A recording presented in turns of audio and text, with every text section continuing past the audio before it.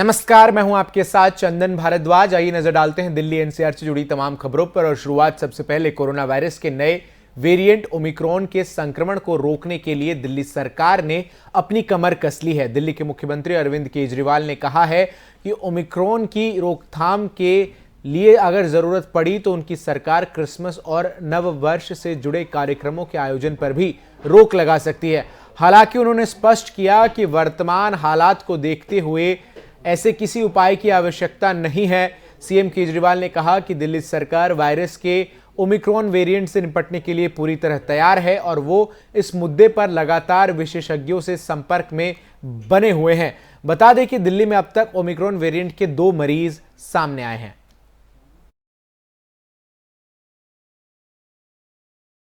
सरकार की पूरी तरह से तैयारी है। मैंने पहले भी कई बार मैं रिव्यू मीटिंग्स ले चुका हूँ। बेड्स को देखते हुए, ऑक्सीजन की सप्लाई देखते हुए, दवाइयाँ, सब चीज़ की तैयारी है। हम नहीं चाहते कि दिल्ली में ओमिक्रॉन की आफत आए, लेकिन अगर आती है तो हम तैयार हैं। दिल्ली सरकार तैयार भी लगा रहे हैं, तो क्या दिल्ली की कुछ अगर ज़रूरत पड़ेगी तो लगाएंगे। अभी फ़िलहाल ज़रूरत नहीं है। हम एक्सपर्ट्स के लगातार टच में हैं। अगर किसी भी किस्म की पाबंदी लगानी होगी दिल्ली के लोगों की सुरक्षा के लिए, उनके स्वास्थ्य के लिए, तो हम ज़रूर लगाएंगे। सरकार की पूरी तरह से तैयारी है। मैंने पहले भी कई बार मैं रिव्यू मीटिंग्स ले चुका हूँ। बेड्स को देखते हुए, ऑक्सीजन की सप्लाई देखते हुए, दवाइयाँ।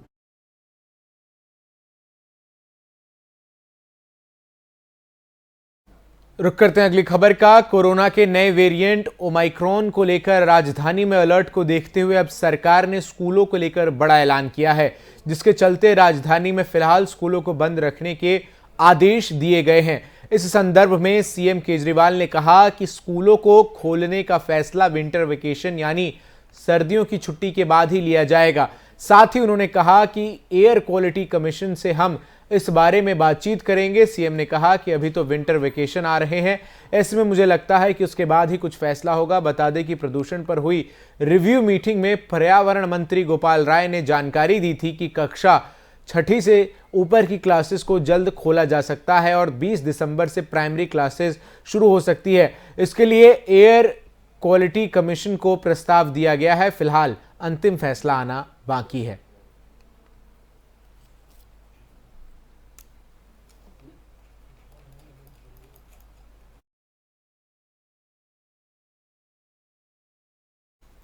रुक करते हैं अगली खबर का। योग को हर घर तक पहुंचाए जाने के लिए दिल्ली वासियों को फिट और बीमारियों से दूर रखने के उद्देश्य से दिल्ली की केजरीवाल सरकार ने दिल्ली की योगशाला कार्यक्रम की शुरुआत की है। इसके तहत दिल्ली के सभी नागरिक हफ्ते में 6 दिन अपने दरवाजे पर फ्री योग ट्रेनिंग प्राप्त कर सकते हैं। दिल्ली सरकार दिल्ली वालों को क्लास और शिक्षक मुफ्त में मुहैया कराएगी। प्रतिभागियों को पार्क या सामुदायिक हॉल जैसे खुले स्थान पर योग करना होगा। इस योगशाला को सफल बनाने के लिए 400 योगा टीचर्स को इस पहल से जोड़ा गया है, जो कि दिल्ली वालों के घर घर जाकर फ्री योग क्लासेस देंगे। साथ ही ऐसे 30 जिला कोऑर्डिनेटर टीम समय समय पर इन शिक्षकों की निगरानी करने के लिए तैयार किए गए हैं। दिल्ली सरकार के डोर स्टेप योग रजिस्ट्रेशन के लिए 1 नंबर और वेबसाइट जारी किया गया है। डोर स्टेप योग के लिए आपको 25 लोगों को तैयार करना होगा। योग सीखने के इच्छुक हैं तो आपको 9013585858 नंबर पर एक मिस कॉल के माध्यम से खुद को रजिस्टर करवाना होगा। इस तमाम जो बड़ी एक तरीके से सौगात दिल्ली वासियों को दिल्ली के मुख्यमंत्री अरविंद केजरीवाल की तरफ दी गई है, इस पर और बातचीत करने के लिए मेरे साथ जुड़ रहे हैं नरेंद्र सोनी, जो कि आम आदमी पार्टी के राष्ट्रीय प्रवक्ता है। नरेंद्र जी, जिस तरीके से ये जो नया फैसला लिया गया है, इसके पीछे का मकसद क्या है दिल्ली सरकार का? देखिए, दिल्ली सरकार का सीधा मकसद ये है कि लोगों के जीवन को स्वस्थ बनाया जाए। और दिल्ली में जिस तरह से आप देखते हैं कि प्रतिवर्ष प्रदूषण का स्तर बढ़ जाता है, आसपास के राज्यों में पराली का धुआं भी होता है और भी कई कारण होते हैं, तो इससे अब अगर योगा की तरफ हम लोग जाएंगे तो मेरे को लगता है कि एक तो हम अपनी पुरातन संस्कृति की तरफ लौट पाएंगे जी, और दूसरा जो है सीएम साहब का ये सपना है कि लोग पूरी दिल्ली स्वस्थ रहे। और जिस तरह से महामारी फैल रही है, तो कोरोना महामारी से बचाव के लिए भी आज के समय में योगा बहुत आवश्यक हो गया है। जी जी। तो अगर हम इसको हर घर तक योगा को हम पहुंचा पाए, तो मेरे को लगता है कि हम दिल्ली को स्वस्थ बनाने में कामयाब हो पाएंगे और कोरोना महामारी से लड़ने में भी हमें काफी। नरेंद्र जी, भारतीय जनता पार्टी के नेताओं का कहना है कि एक तरफ केजरीवाल घर घर दिल्ली में शराब पहुंचाने की बात करते हैं और दूसरी तरफ जो है वो लोगों को स्वस्थ रखने की बात करते हैं। नहीं, ऐसा नहीं है। देखिए, वो एक अपनी गवर्नमेंट की एक नई पॉलिसी है जी। और उसमें देखिए, भारतीय जनता पार्टी के लोगों ने जिस तरह से दिल्ली के अनऑथराइज्ड कॉलोनी में और अलग अलग एमसीडी ने पैसे लेकर के जो अनऑथराइज्ड जो शराब बेचने का कारोबार शुरू करवा रखा है, अगर उसको बंद करने के लिए मुझे लगता है कि ये नई पॉलिसी बहुत शानदार है और इसमें किसी तरह का ये भी नहीं, यानी नरेंद्र सोनी जी, ये समझा जाए शाम के वक्त आप दिल्ली वासियों को घर घर शराब पहुंचाएंगे और फिर सुबह उनसे कहेंगे कि आइए एक साथ मिलकर योगा करते हैं। नहीं नहीं नहीं, ऐसा नहीं है। आप उसको अगर गलत तरीके से देखेंगे, आप सिर्फ नहीं, ऐसा भारतीय जनता पार्टी का आरोप है आप पर। नहीं, भारतीय जनता पार्टी का तो आरोप क्या है वो आप आसपास के राज्यों में जाके देख सकते हैं। जी जी। जहाँ जहाँ भारतीय जनता पार्टी की सरकार है, केंद्र में भारतीय जनता पार्टी की सरकार है जी। और उनके एरिया में, यहाँ में दिल्ली में तो केजरीवाल योगा को बढ़ावा देने के लिए अगर योगा टीचर रख रहे हैं, दिल्ली में अगर स्कूलों की व्यवस्था सुधर रही है, दिल्ली में अगर बिजली पानी पे जो है लोगों को राहत मिल रही है, तो भारतीय जनता पार्टी की भी सरकार है आसपास के राज्यों में, उनसे भी तो ये पूछा जाए कि आप जनता के लिए क्या कर रहे हो। जी जी। ठीक है, वो जनता के लिए आप एक स्कूल देखने चले जाते हैं, दिल्ली के शिक्षा मंत्री अगर उत्तर प्रदेश के अंदर, तो वहां की जो पुलिस से उनको डिटेन करवा लिया जाता है, स्कूल नहीं देखने देते आप। ठीक है, देखिए उन तमाम राज्यों में तो चुनाव है और जनता तय करेगी। फिलहाल एक और सवाल मेरा ये आपसे है कि इस योगशाला के जरिए जो तमाम योग प्रशिक्षक जुड़ेंगे उनको दिल्ली सरकार की तरफ से मेहनताना दिया जाएगा?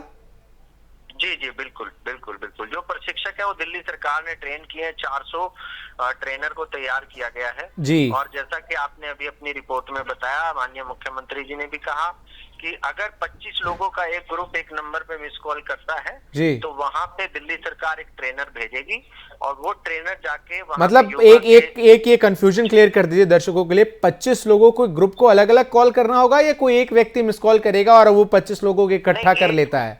कोई एक व्यक्ति मिस कॉल करेगा तो उससे फिर उसको बैक कॉल जाएगा, उससे सारी जानकारी ली जाएगी, फिर 25 लोगों की डिटेल वहां देनी होगी। अच्छा, कि भाई ये हमारा ग्रुप है। मान लीजिए कोई एक सोसाइटी है जी जी और जी, सोसाइटी के तमाम लोग अगर योगा करना चाहते हैं तो वहां से एक से किसी व्यक्ति से इंफॉर्मेशन ले ली जाएगी मिस कॉल करने के बाद और पूरी डिटेल लेने के बाद वहां ट्रेनर दिल्ली सरकार की तरफ से भेज दिया जाएगा। ठीक है, बहुत बहुत शुक्रिया नरेंद्र सोनी जी आपका मेरे साथ जुड़कर अपनी बात को रखने के लिए। तो दिल्ली सरकार की ये नई पहल जिसके तहत दिल्ली सरकार हर घर योगशाला अभियान की शुरुआत करेगी, जिसमें तमाम जो लोग हैं वो अब अपने घर पर बैठकर ही प्रशिक्षित योग गुरुओं से योग सीख सकते हैं। दिल्ली सरकार इसके लिए एक टेलीफोन नंबर जारी कर चुकी है। इसके अलावा दिल्ली की योगशाला.com नाम की वेबसाइट पर जाकर भी जो लोग हैं वो खुद को रजिस्टर कर सकते हैं और जो दिया गया नंबर है उस पर भी मिस कॉल करके लोग जो है योग जो है मुफ्त में दिल्ली सरकार की इस योजना के तहत सीख सकते हैं। पुनीत मेरे साथ जुड़ रहे हैं, पुनीत शर्मा जो कि एक योग प्रशिक्षक है। पुनीत, स्वागत है आपका। किस तरीके से आप देखते हैं दिल्ली सरकार की इस नई पहल को, जिसमें हर घर के दहलीज तक योग को सुलभ बनाने की कोशिश अरविंद केजरीवाल की तरफ से की गई है? हेलो जी जी पुनीत, आवाज आ रही है आप तक? एक अच्छी पहल है दिल्ली सरकार की तरफ से लोगों के हेल्थ के प्रति जागरूकता लाने के लिए, और जिससे लोगों के प्रति स्वास्थ्य के प्रति जागरूकता है कि लोग अपने हेल्थ के प्रति एक्सरसाइज के प्रति लोगों के प्रति जानेंगे कि योग के क्या क्या फायदे हैं जी, और बीमारियों से इन सबसे बचाव होगा। दिल्ली सरकार के लिए ये बहुत अच्छी पहल है। आज के समय में जिस तरीके से कोरोना के बाद हमने देखा है कि लोग बीमारियों से ग्रसित और तेज रफ्तार से हो रहे हैं, ऐसे में योग कितना महत्वपूर्ण होगा? और इस पहल से जब तमाम जो योग प्रशिक्षक जुड़ेंगे, आमतौर पर हम देखते हैं कि लोग या तो टेलीविजन देखकर या फिर कि लोगों को देखकर ही जो है योग करने लगते हैं, लेकिन जब एक प्रशिक्षक जिसे इस बात का तजुर्बा है कि कौन सा आसन किस प्रकार से किस व्यक्ति को सूट करता है, वो जब सिखाएगा तो क्या फर्क होगा, ये भी थोड़ा मैं आपसे समझना चाहूंगा। आजकल लोग टीवी या कहीं किताब वगैरह से पढ़ के योग अभ्यास करना शुरू कर देते हैं, तो वो पूरी उससे जानकारी नहीं होती उन्हें। अच्छा। लेकिन योग शिक्षक रहेगा तो उससे किस व्यक्ति के लिए कौन सा आसन ठीक रहेगा और किस तरीके से शिक्षक सही तरीके से उसे गाइड कर पाएगा, जी। उस व्यक्ति को उस आसन का सही लाभ मिल पाएगा। जी।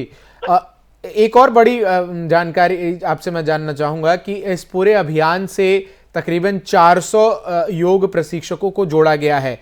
दिल्ली सरकार की तरफ से योग प्रशिक्षकों को भी रोजगार के एक नया आयाम देने के तौर पर इसे देखा जा सकता है।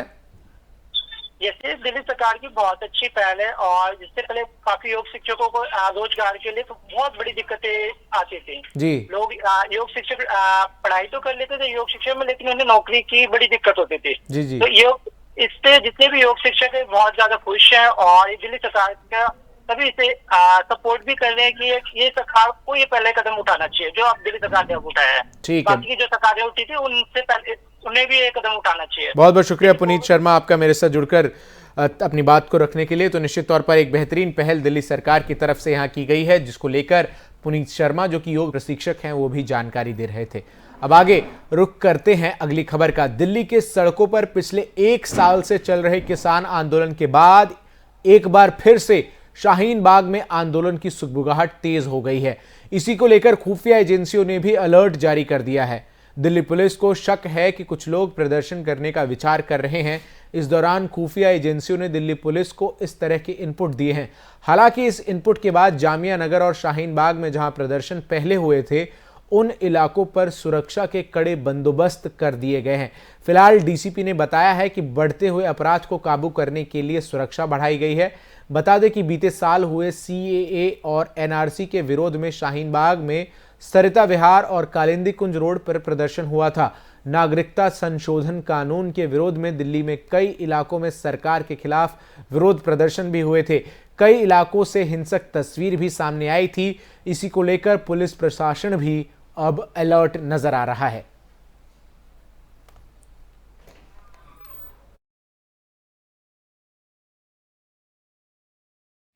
सुकेश चंद्रशेखर मनी लॉन्ड्रिंग मामले में अभिनेत्री जैकलिन फर्नांडिस पर शिकंजा कसता जा रहा है। अब प्रवर्तन निदेशालय यानी ईडी ने कहा है कि कथित ठग सुकेश चंद्रशेखर ने अभिनेत्री जैकलिन फर्नांडिस से दोस्ती करने के लिए केंद्रीय गृह मंत्री अमित शाह के कार्यालय नंबर को स्पूफ करके फोन किया और यह दावा किया कि वो तमिलनाडु की दिवंगत मुख्यमंत्री जे जयललिता के राजनीतिक परिवार से है। आपको बता दें कि ईडी ने धन शोधन रोधी कानून के तहत दाखिल आरोप पत्र में यह जानकारी दी है। प्रवर्तन निदेशालय ने हाल ही में 200 करोड़ रुपए की रंगदारी और मनी लॉन्ड्रिंग मामले में अपनी चार्जशीट दाखिल की, जिसमें बॉलीवुड अभिनेत्री जैकलिन फर्नांडिस को लेकर बड़ा खुलासा हुआ। चार्जशीट के मुताबिक आरोपी सुकेश चंद्रशेखर ने जैकलिन को करोड़ों रुपए गिफ्ट किए थे। वहीं 200 करोड़ रुपए की ईडी वसूली के मामले में ईडी एक्टिव हो चुकी है। बता दें कि हाल ही में प्रवर्तन निदेशालय ने अपनी चार्जशीट दाखिल की थी। अब पटियाला हाउस कोर्ट के निर्देश पर मामले में ईडी ने दाखिल चार्जशीट की कॉपी आरोपियों को भेजी है। बताया जा रहा है कि अगली सुनवाई 31 जनवरी को कोर्ट में होगी। जनवरी में कोर्ट चार्जशीट की स्क्रूटनी पर बहस करेगा। आपको बता दें कि चार्जशीट में बॉलीवुड अभिनेत्री जैकलिन फर्नांडिस का भी नाम शामिल है। इस चार्जशीट के बाद यह खुलासा हुआ है कि इस रंगदारी मामले के मास्टरमाइंड सुकेश चंद्रशेखर ने जैकलिन को करीब 10 करोड़ रुपए के गिफ्ट भी दिए। इस बीच अब एक और खबर सामने आई है कि सुकेश ने मिनी कूपर से लेकर डायमंड इयररिंग्स तक जैकलिन फर्नांडिस को गिफ्ट किए, जिन्हें एक्ट्रेस ने वापस कर दिया था।